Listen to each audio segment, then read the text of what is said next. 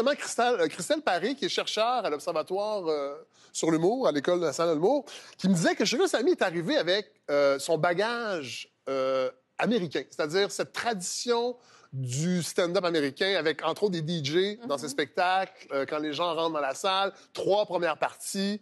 Et cet humour-là, ce qu'on appelle l'humour de supériorité, en anglais, c'est le insult comedy. On peut penser à Lisa Lampanelli, entre autres, qui est peut-être celle qui le pratique le mieux aujourd'hui, qui rit vraiment de tout le monde, qui rit de toutes les communautés, italiens, noirs, blancs, lesbiennes, gays. Elle remporte un grand succès. C'est moins fréquent au Québec, ce type d'humour-là. Et je pense que c'est seulement les humoristes de la diversité qui sont capables de faire ça, présentement, au Québec. Justement, peut-être parce qu'il manque de diversité. Et je pense que, tu disais qu'il y en a de plus en plus. On peut penser à Adib Al-Khalidi, on peut penser à Mehdi Boussaïdan.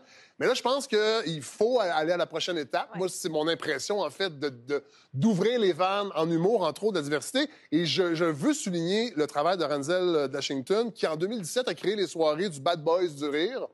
C'est au Petit Agricole, qui est le bar juste à côté du restaurant agricole dans l'est de Montréal, où il a vraiment créé ces soirées-là pour donner un micro aux humoristes issus de la diversité, souvent des immigrants de première génération, pas seulement des Noirs, latinos, mais, et je trouvais ça intéressant, dans un article dans Le Devoir, il expliquait sa démarche, c'est que, oui, j'ouvre ces soirées-là pour que ce micro-là soit à ces gens-là, mais pour qu'ils fassent de l'humour sans se travestir aussi.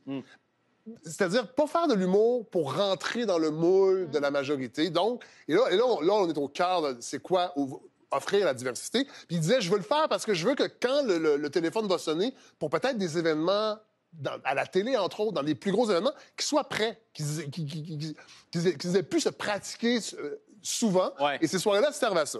Et ça me fait penser, j'ai envie de vous parler de Gariana parce que les Bad Boys du Rire, oui, c'est au masculin, mais il y a des filles aussi qui vont dans ces soirées-là. Et Gariana est un bon exemple. Première femme noire diplômée de l'école de l'humour. Ouais. Bravo. Née au Québec, déménagée à Haïti très, très jeune, revient à l'âge de 15 ans. Donc, vraiment métissée de ces deux cultures-là. On peut peut-être aller voir un exemple du type d'humour qu'elle nous propose. Elle avait un one-woman show qui devait être prêt pendant la pandémie. Il a été repoussé. Fait que ça s'en vient. Vedette montante. Dans la tête de ma mère, la méthode de résolution des problèmes dans la vie se résumait à 2 choses. 1, l'identification du problème. 2, un billet d'avion pour Haïti. Bon, et là, je parlais quand l'appel des grandes scènes résonne. Gariana l'a vécu parce qu'au dernier Bye Bye 2020, elle a été une des personnes appelées pour, je pourrais dire, l'équipe de choc noir, que Frédéric Pierre, en fait, qui pilotait. Et même au début, elle se méfiait. Parce qu'elle disait, souvent, on nous appelle pour boucher un trou. Carrément, elle me dit ça, sans détour, pour cocher une case. Les diffuseurs nous appellent parce qu'il faut qu'ils le fassent. Et souvent, elle me disait, on se méfie. Elle dit, moi, je les écoutais pas, les bye-bye. J'en avais vu un dans ma vie seulement. Dans ma communauté, dans la communauté où je vis, on n'écoute pas les bye-bye. Il y a vraiment, on le voit, le clivage. Le bye-bye, le fait qu'ils aient fait ça, je pense qu'il faut le souligner quand même. Oui, c'est ça. Ça, c'est comme...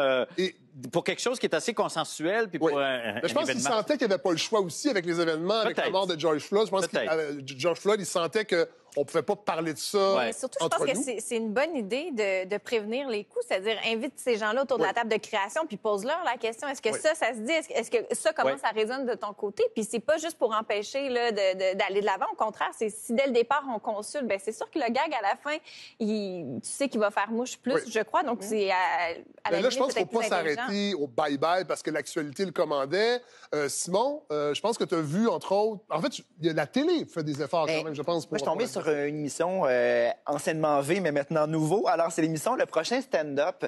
Moi, je suis pas vraiment le genre de spectateur assidu pour l'humour, mais je me suis vraiment pris les pieds là-dedans et j'ai vraiment embarqué parce que j'avais envie justement d'applaudir la grande diversité. J'ai découvert plein d'humoristes de la relève, dont plusieurs issus de la diversité, et j'ai un gros coup de cœur pour un certain Dom Botex, dont le père est un Haïtien, la mère est d'origine québécoise, et donc il le dit, moi, j'ai l'air d'un Arabe. C'est ce qu'il dit.